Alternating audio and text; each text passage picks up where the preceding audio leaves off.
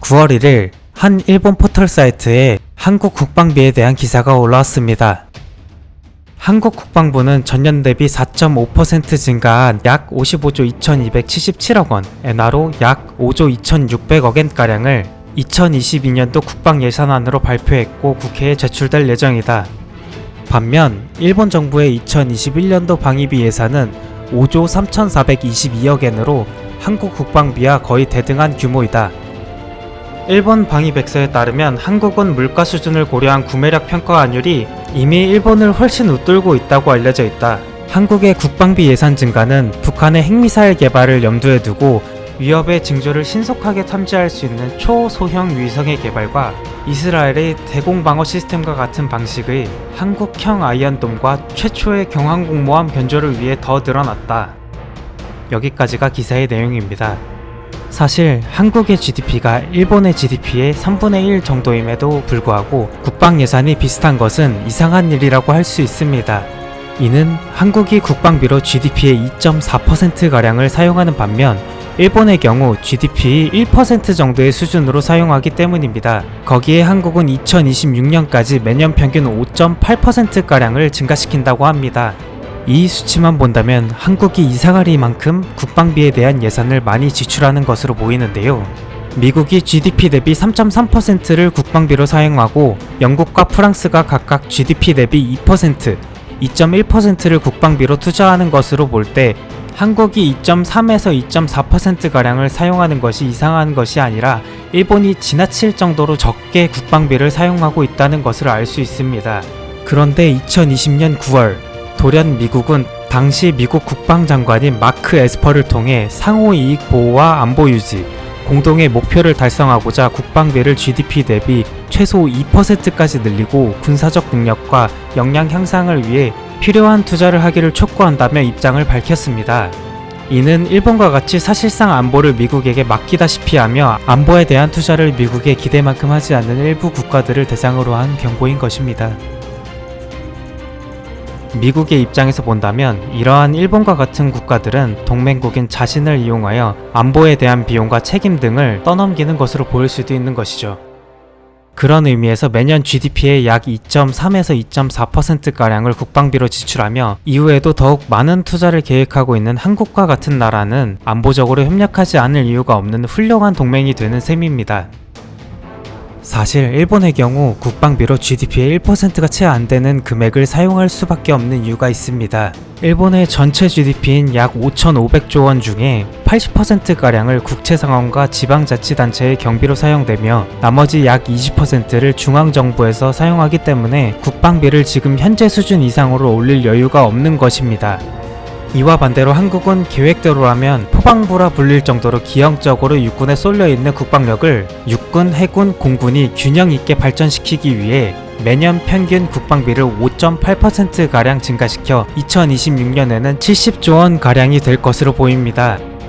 일본에서는 이러한 한국의 군비 증강은 주변국, 특히 자신들과의 전쟁을 상정한 것이 아니냐는 반응이 나옵니다. 바로 이웃 국가인 한국의 이러한 군사대국화에는 신경을 곤두세울 수밖에 없는 것이죠.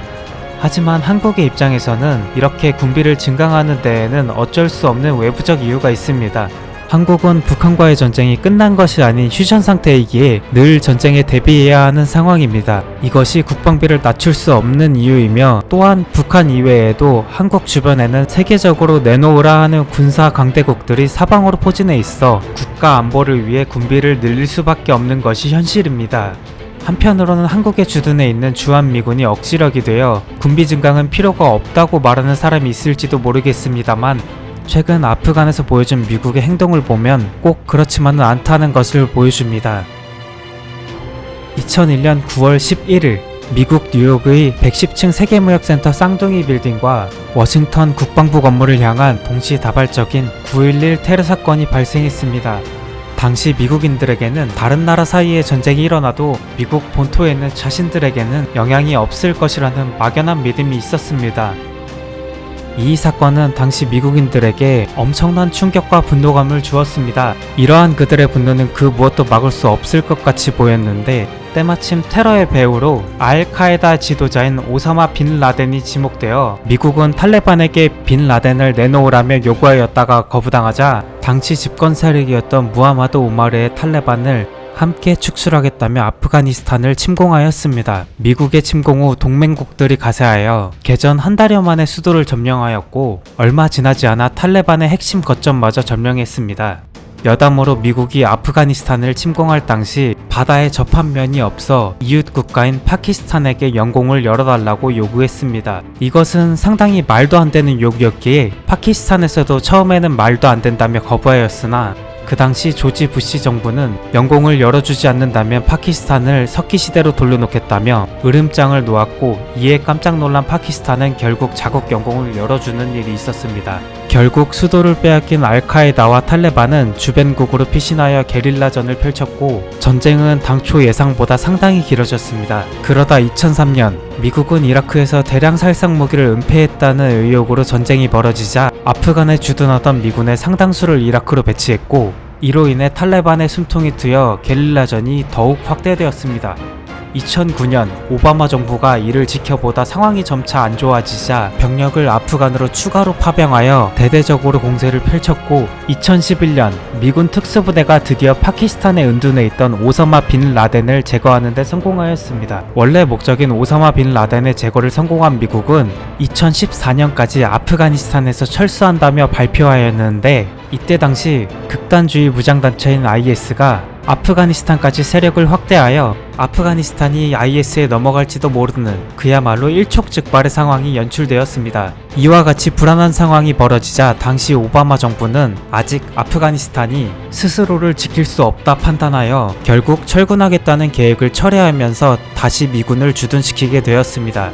이후 미군이 이전과는 다르게 적극적으로 공격을 하지 않고 대치하는 형국이 나오자 탈레반은 계속해서 세력을 확장했는데 이 세력은 아프가니스탄의 거의 절반에 가까운 지역에 영향을 미칠 정도였다고 전해집니다. 이러한 배경 속에서 아프가니스탄 정부는 미국의 지원금을 받기 위해 정부군의 명부를 허위로 기재하였는데 전체 정규군 중 무려 75%가 넘는 인원이 실체가 존재하지 않는 유령 군인이었으며 그 외 정부 관료들의 각종 부정부패로 인해 실제로 모집된 정부군들조차도 그러한 정보를 목숨을 걸고 지키고자 하는 마음이 없는 것처럼 보였습니다. 미국은 과거부터 지금까지 수많은 전쟁을 치러왔고 또 그만큼 엄청난 희생을 감당해 왔습니다.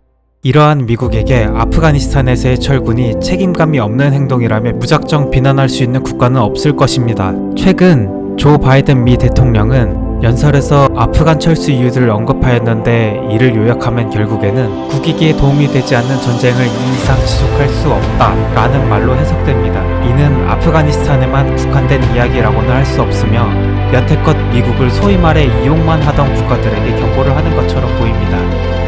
오늘 준비한 내용은 여기까지입니다. 감사합니다.